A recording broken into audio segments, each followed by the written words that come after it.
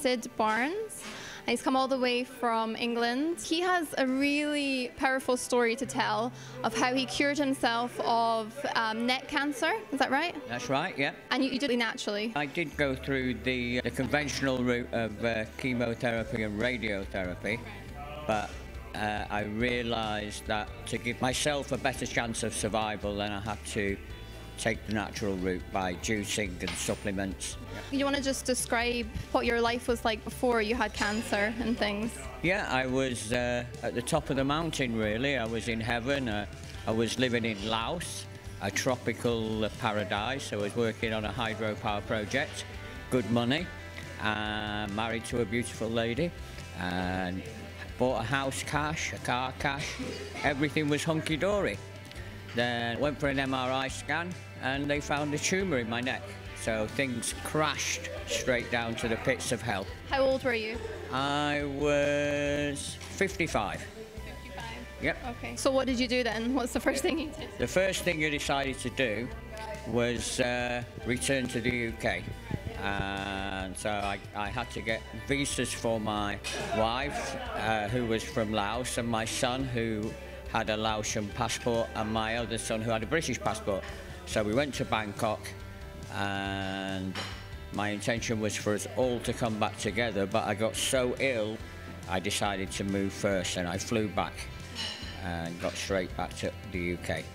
So you had scans and things like that done, or you done all that in Laos already? In Thailand, I had an MRI scan, and I opened the envelope and they found a massive tumour in my neck, so I decided to get back to the UK. So what did the doctors do then when you arrived to the UK? I went to my local doctor, and he arranged an appointment for me in 3 weeks with an ENT specialist. So I said, no way that's happening, so I went straight to A&E, and they arranged an appointment in 3 days. What did the doctors provide for you then? What did they say? We had an MRI and they told me to go for a biopsy. When I came round, the surgeon said, I'm very sorry, it's very advanced, it's malignant, and it's stage 4.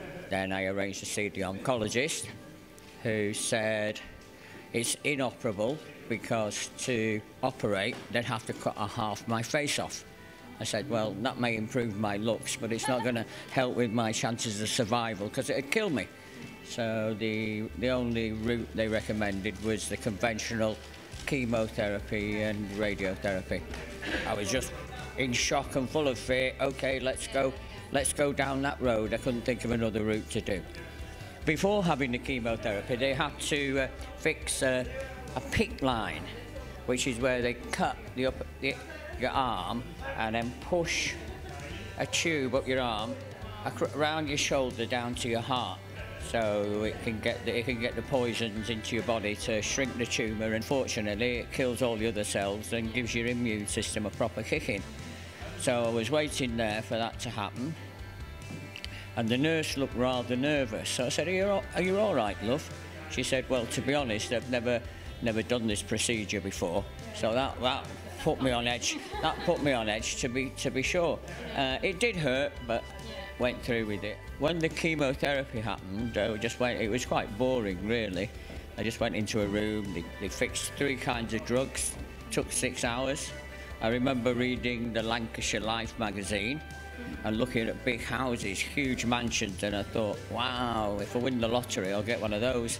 Until I realised, hang on, that my next place of abode's a wooden box. So it was like, wow. So I went home, everything was hunky-dory, felt great, and had a heavenly sleep and woke up in hell. My head was all over the place, I was vomiting, throwing up, I was poisoned. They fixed the glass pump on me to continue pumping the poison into me for 5 days. It was full on, and it was just a nightmare. My head was all over the place, and every day a district nurse would come around injecting me with different huge injections, fluids, and I couldn't wait for the pump to be taken off. And that day came, she came round, she gave me the injections and the drugs, and then the pump was being taken off, and I was like, yes, thank God, thank Allah, thank Buddha, I chanted, and she took it off, and then she said, it will get worse now. And I went, oh no. and it got worse. My whole body just bang, and I ended up having to be taken to A&E, and I'd lost like three stone in a week. I was so weak.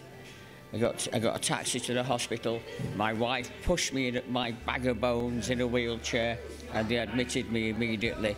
They just fixed me up with drips and drugs and liquids, and you know, I was dying. I knew I was dying, and I was fighting for my life. Okay, so how long did the chemotherapy then go on for? Well, then I went to see the oncologist again, and he said, well, we'll give you because it was, the original plan was 3 sessions of chemotherapy. That was the first.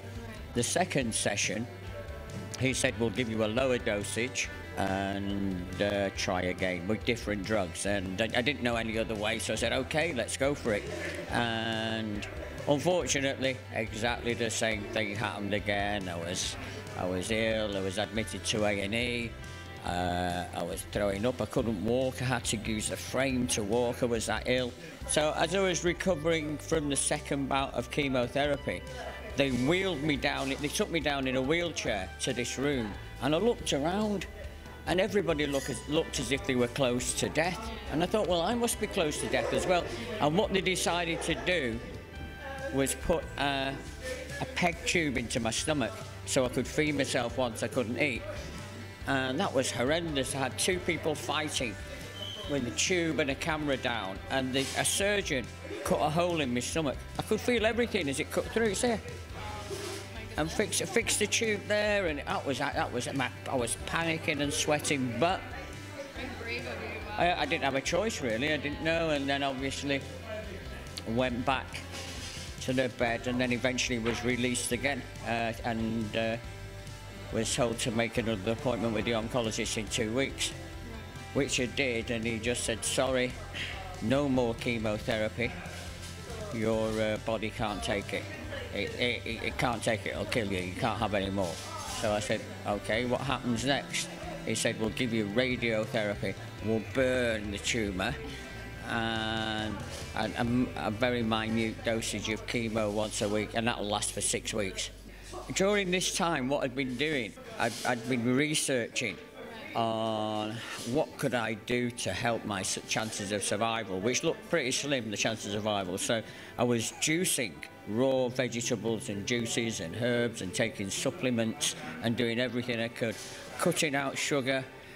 Obviously, I've been a vegetarian all my life, but an unhealthy vegetarian. Chip butties, 4 cheese pizzas, blue cheese on toast, blue Stilton. So I cut out the dairy once I realised the danger of dairy as well, for clogging the lymph system. So that's what I did. So I went for the chemotherapy. Not the chemotherapy, the radiotherapy.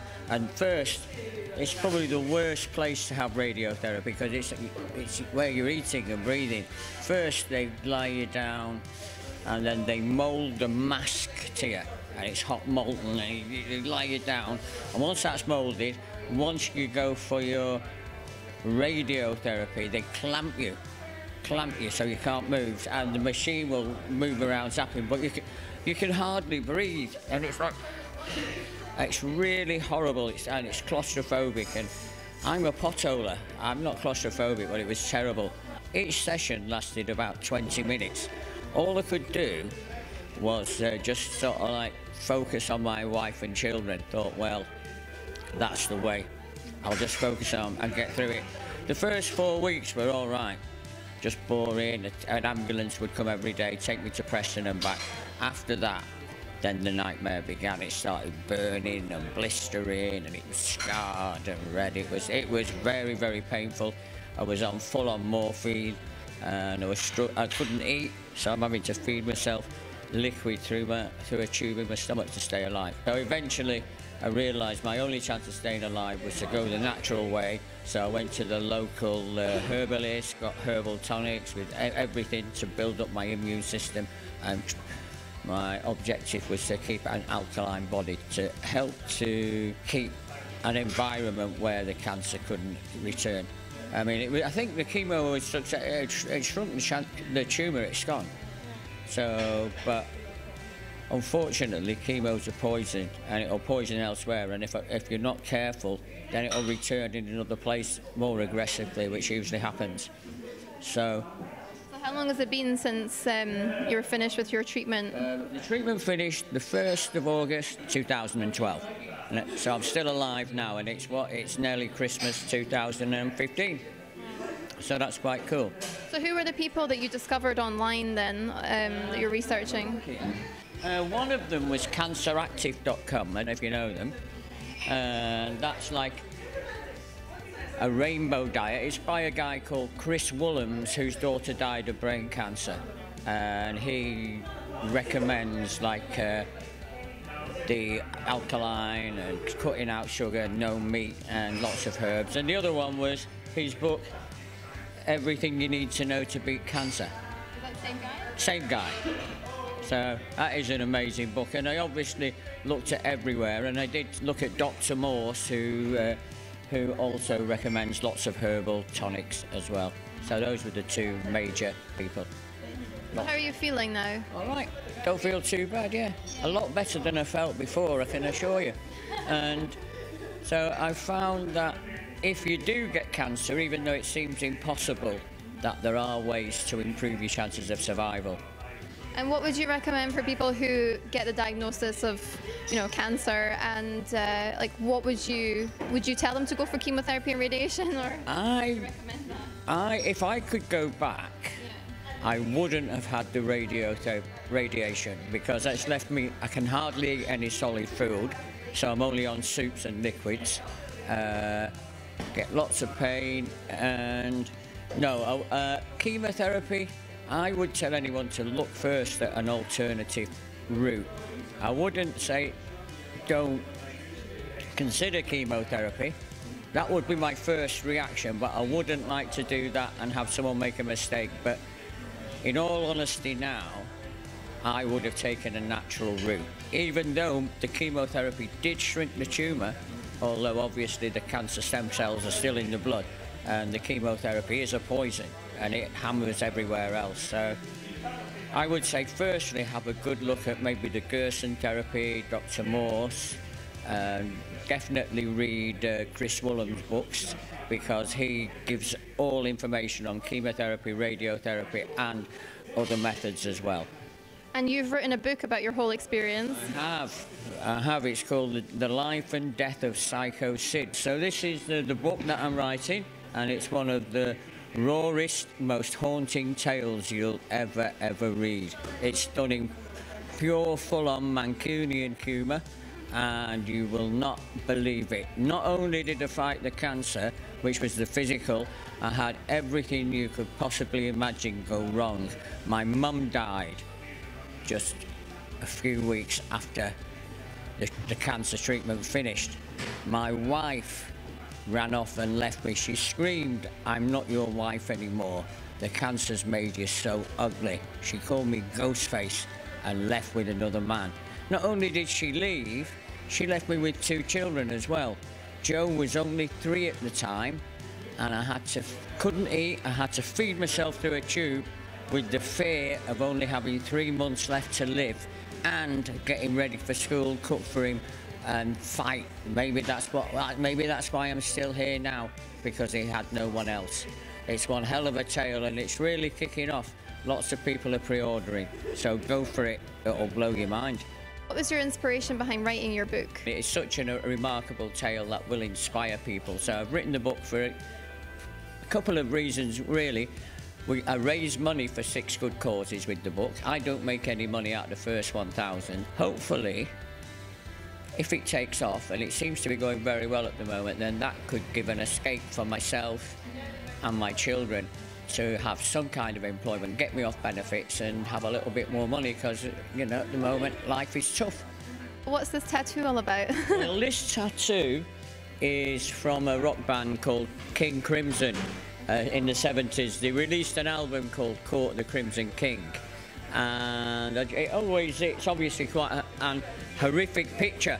So I just thought I'd get this as my first tattoo to remind, and I call it chemo radiotherapy. So I always remember the horrors I went through and how lucky I am to be alive. I try to live in the present moment and by facing death and having a chat with the Grim Reaper, it shows me that how precious life is, and that we should try to enjoy every magical moment and realise that we die one day. So let's try and achieve what we can before we do die.